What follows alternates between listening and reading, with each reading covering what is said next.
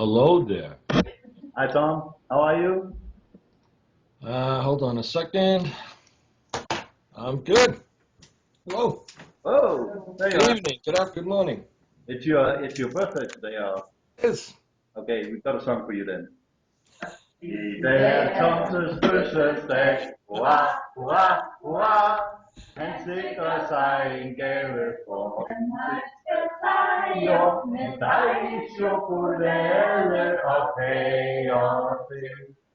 Congratulations, Tom. Let's go. That was things. Thank you so much. That's very nice. Okay, so it's morning. It You is. have a great evening. Very casual, calm evening. Yes, it was okay. You had some mysterious post on the internet yesterday. That's okay. All right, Tom, this is a small class we have today. We are only 4 people here, and Don't say only. We have 4 people here today. all right. A man of words. Right, Tom, we talked about the depth, your script for weight loss. Okay. Could you tell a bit about that, how that came about, and what your thoughts were with that part? Which came about? The Depth model? Yeah, the depth model, yeah. Sure. Excuse me while I enjoy a hot cup of coffee. Well, how it came about actually was when I became the flavor of the month, and I was asked to go on the NGH speaking tour across the country. I thought, well, geesh, how am I going to explain to everybody what I do? Because though there are systems in what we do, it's not a systematic approach where, like a mechanic, you plug something in here and plug something in here and it works. It's kind of like sometimes something shows up and you work with it. Sometimes it pops into your head. Sometimes you take a different direction when a client says something during a session. So I know people like some sort of formula. So like all good things, I meditated on it to find the answer. And I remember coming home from an office. I still had my suit and tie and my top coat on, and I went out into the sunroom, and it was chilly, so I kept my coat on. I just looked up at the stars, and I thought, well, what am I going to do? How am I going to present this? And the word depth came to me. And I thought, well, okay, hypnotists love that stuff, don't they? Deeper and deeper. But what's it mean? What does depth mean? And what it means is emotional pain, truth, and honesty. But it works from the inside out, from the EP part. Emotional pain can also be emotional voids, which causes this emotional pain. So nobody comes to us because of what they're doing. People think so. They think so. Some hypnotists think so, but they're not there because of what they're doing. They know what they know what they want to do. They can't. It's why do they do it? Why do they keep doing it? So it's the why. When you focus on the why, the what goes away. So here's how I break this down. The most primal program we have is survival. So I think of the subconscious as the hard drive, right? So the hard drive has a program since conception and birth to survive. And we run from pain and seek pleasure. Okay.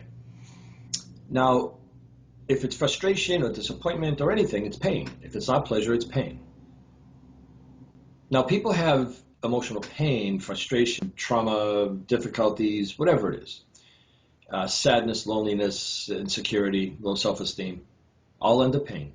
So the mind's job is to look for pleasure and avoid pain because that's threatening. That's threatening to life, to our survival. But we also have these emotional voids, which I'll also touch upon.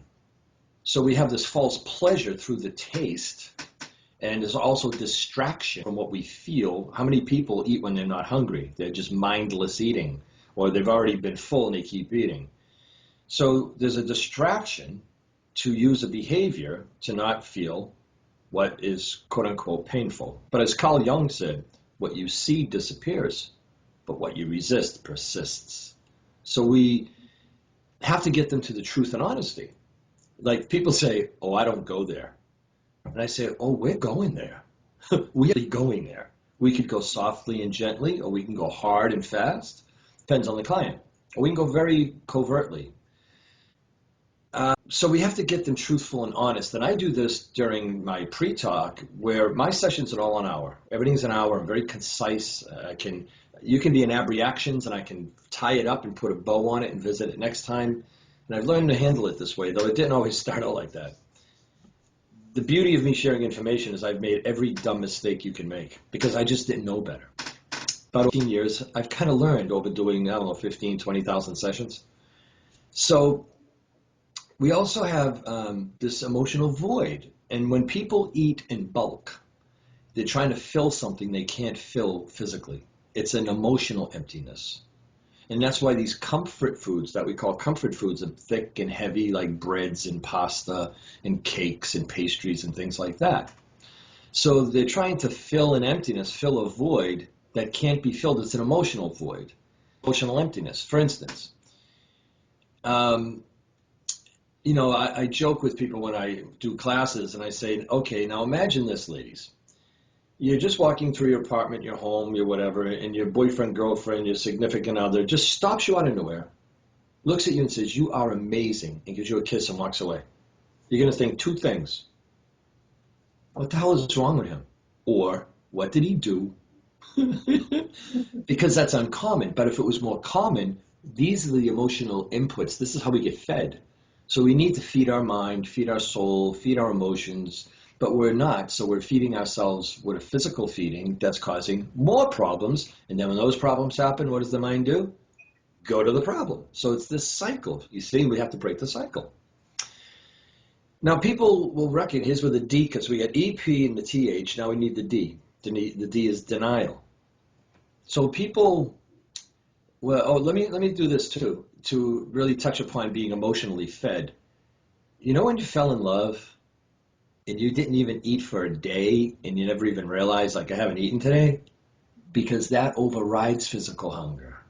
Or you're having fun and you're at a celebration and you haven't eaten because you're dancing and talking and, yeah, I should eat something. And you didn't think about it because the feeding we need most is not the physical feeding. Okay? Okay, so now, people recognize they have a problem. Nobody, especially with weight, nobody wakes up in the morning and goes, oh my God, what happened to my ass? Did the fat fairy show up last night? It's over time, but eventually we recognize this, right? We become honest and we say, I got to do something about it. But we're doing something with willpower, with conscious thinking. And that doesn't work. The mind wins that tug of war. You can type all the commands you want on the keyboard, your thinking mind, bloop, error, bloop, error, bloop, error. The mind doesn't know. It's like, that's not compatible. We don't do that. So people then, they start rationalizing and justifying their behavior because they have to survive within themselves.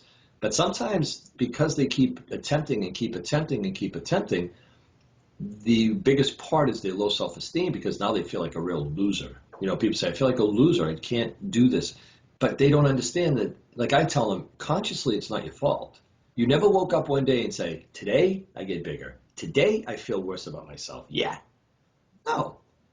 Subconsciously is the issue, but consciously it's their responsibility. And that's where I get them to start being honest and truthful and to start doing the work. So that's kind of how the depth model lays out. Make sense? Yeah, sure. How many sessions do you work with weight loss time normally? Very, very minimum I work with anyone is 3 sessions. Now, if they have a lifelong issue, or if they have a substantial amount of weight, or if they have a problem that's pretty deep, then I tell them we would probably need more work, and I give them incentives to sign up for more session programs. So it could be 6-session, 12-session program, but I say the minimum we're going to do, and sometimes they just want to see if it works for them. So I say fine, but we assess as to what's necessary as we move on, and then we can add more sessions as we go. Like Sean Brookhouse says, it takes as long as it takes, but nobody wants to hear that. So I tell them the minimum work, because once I open up somebody emotionally, I can't just leave them hanging. And plus, one session hypnosis is a disservice, and it's also the dumbest business model in the world. So we don't want to sell sessions that they don't need, ever. So minimum work I do is 3-session program. And a session's an hour and about a week apart. Plus every day they do a session with me using one of my hypnosis CDs that it's available.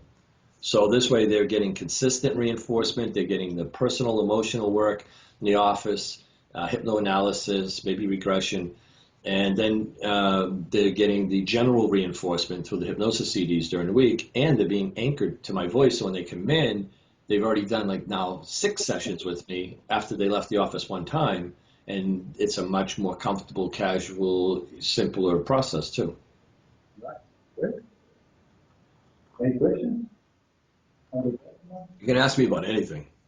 Yeah, we tried that. You remember? Yeah, not good. Didn't pan out well. Any questions, sir? No? Okay. Anything, Tom?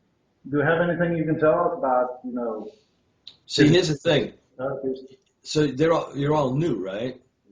Well, you don't know enough yet to know what to ask, basically. So how about I share a couple of cool things, right? That would be nice.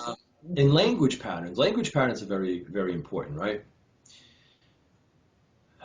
In communication, one of the most important things will be to watch your clients. At first, sure, we have scripts and they're necessary, but the client will write the script. So I'll share a couple really, really, really cool things that, nobody ever taught me this stuff. It's what I teach my students, and I have a free webinar series right now that's going on, and I teach this in some of the weekly webinars. So you want to watch your client for subtleties, little movements when their eyes are moving behind their eyelids, when they make a little twitch, maybe something just went off with something you said. But we need to use proper language patterns. So one of them is, and I teach this part to the client in the pre-talk, because I want them to start reframing, because the most important suggestions they get is that crazy voice inside their head that sounds like them, but it's not them. Is that we want to stop don't language. If you ever hear yourself say don't, stop. And I'll show you why. Let's see. Okay, everybody, do not, don't think of an elephant. I said don't 3 times. I even said do not so you'd understand. So you see, the mind has to see whatever it has to dismiss.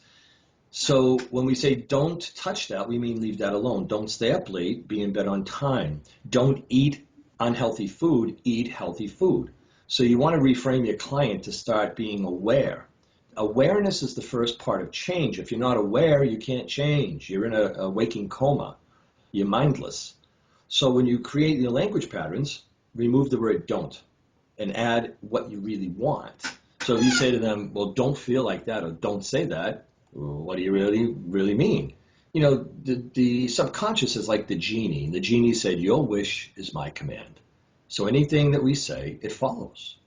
So don't language you want to erase. Have your clients erase that. Working as the practitioner, a fantastic language tool is linguistic bridges. And if you're not writing this down, then you really, really should stay after school. Put them in timeout, Rene. So linguistic bridges, they're single words that tie in something that's happening to something you want to happen. And when you use this, what you want to happen usually does. So the words are words like and, as, while, yet, because. These kind of words are linguistic bridges. When you use, so imagine a bridge, you have what's happening, and then you have what you want to happen, but you got to bridge it together. When you add the bridge, the one word, you pause. That's what those 3 dots are for, right?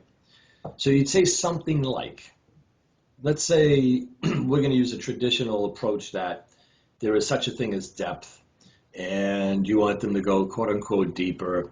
But the truth is, let me ask this question, see who knows. Do you know why we say you'll be deeper, or 5 times deeper, or 10 times deeper? Do you know why we say that? Anybody? I know there's 2 other people over there. Anybody? Yeah. Why? Why do we say it?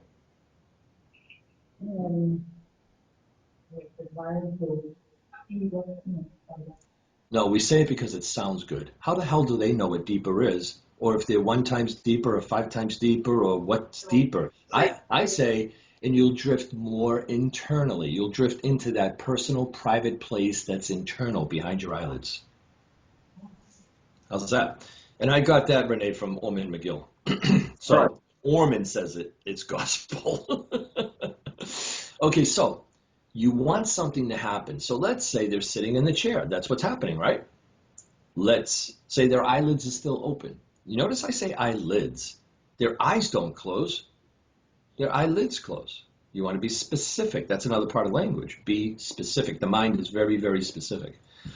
So I'd say, as you're sitting in the chair and hearing my voice, while is the linguistic bridge, while, and I pause, you begin to feel a heaviness in your eyelids.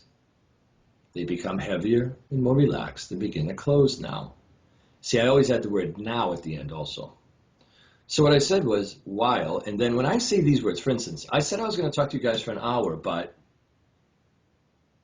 the first word that comes up in your mind, consciously or subconsciously, is but what?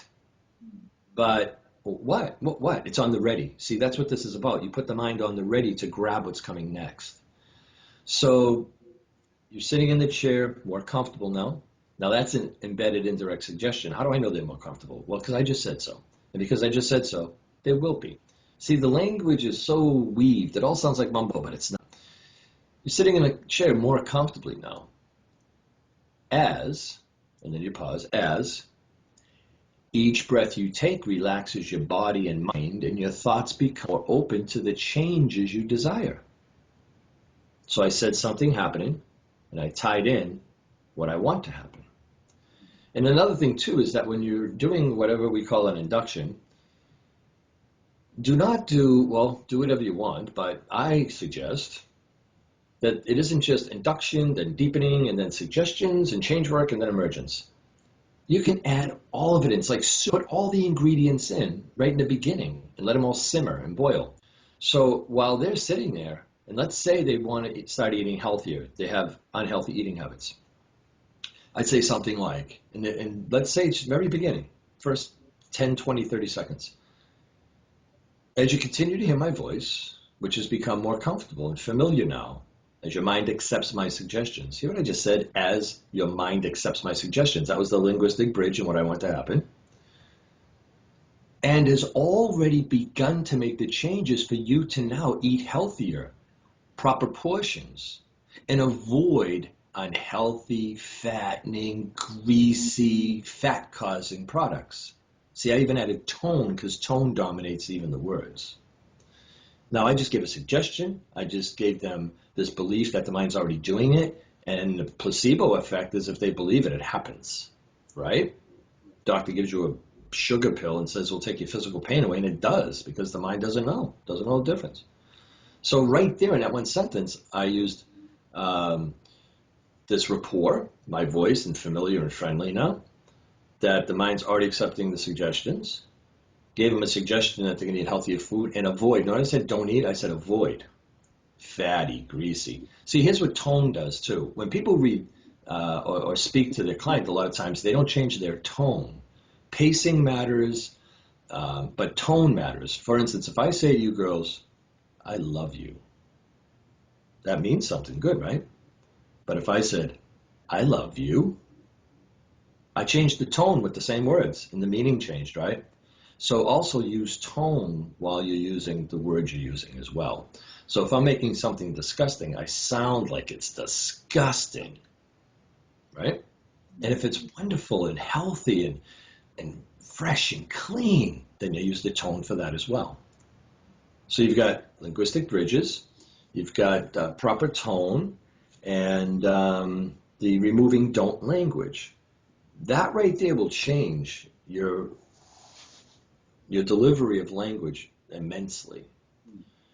Any questions on that at all? Because I could talk for the next 5 hours.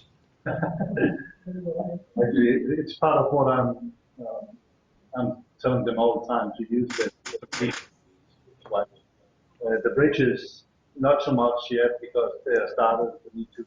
Right, it is a little advanced, but it's good to know as soon as you can, know it.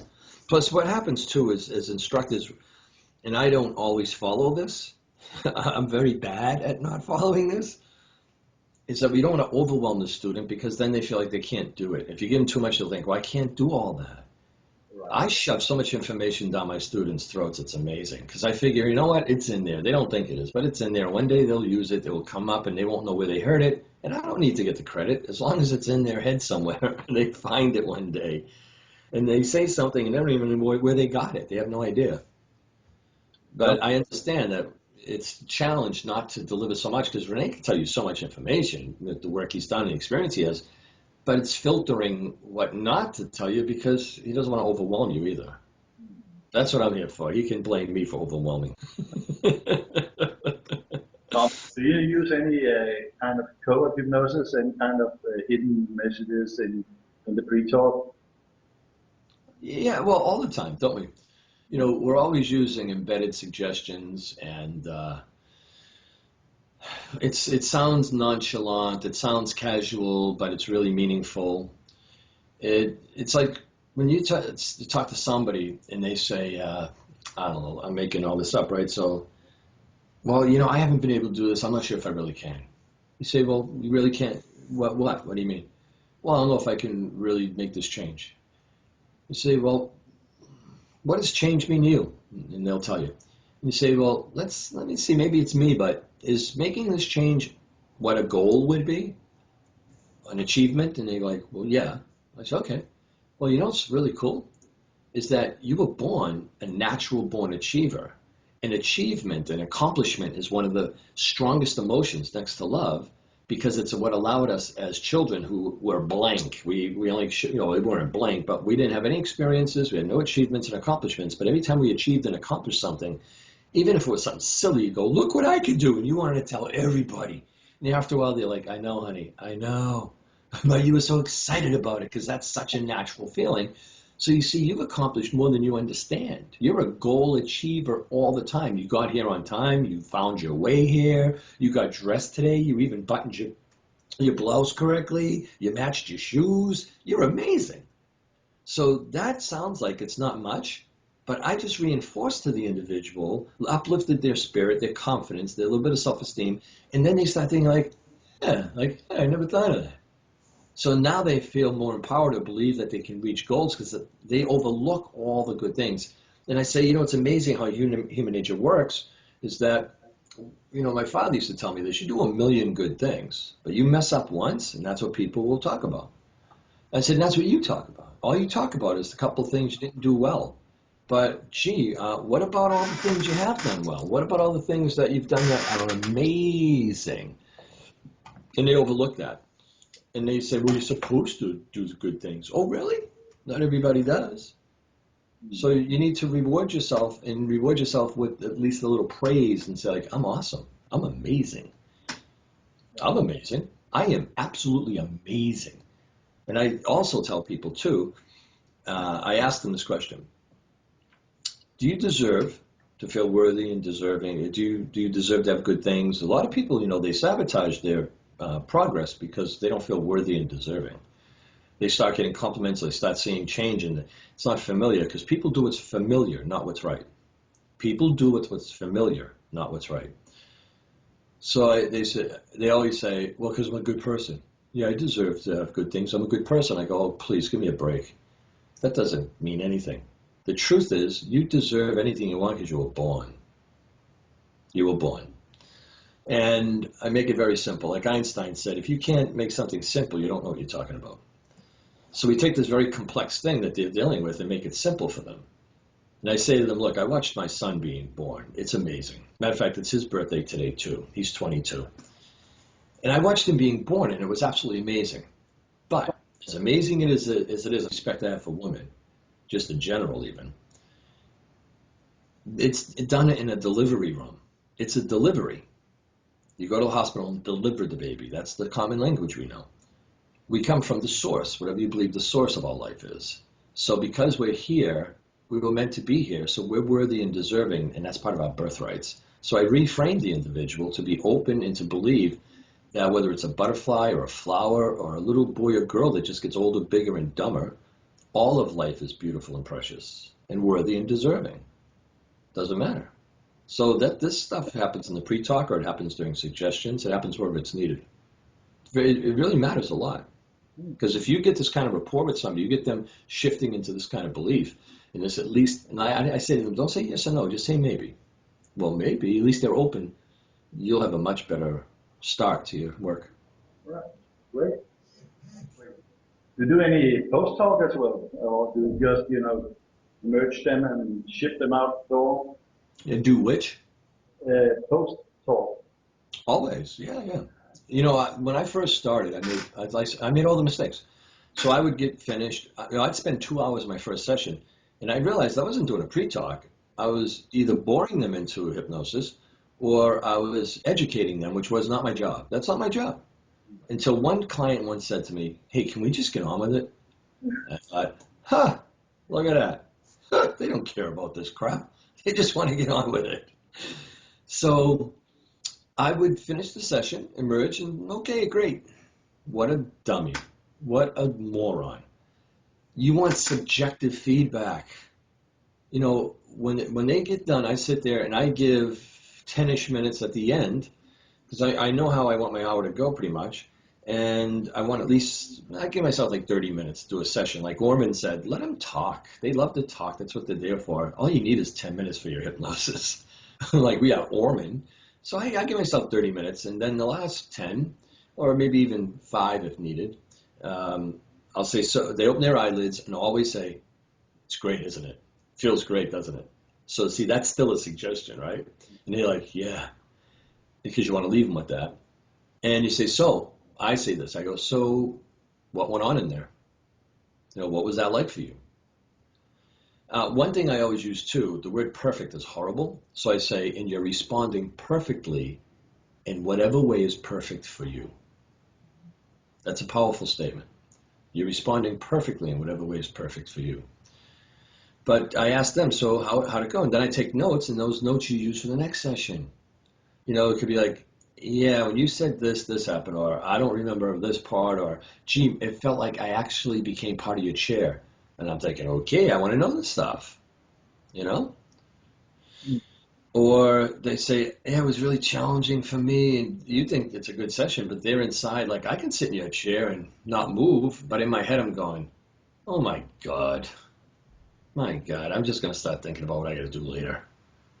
So you never know, you have to ask, you know? You won't know unless you ask. And the more you ask and the more information you get, the better off it will be.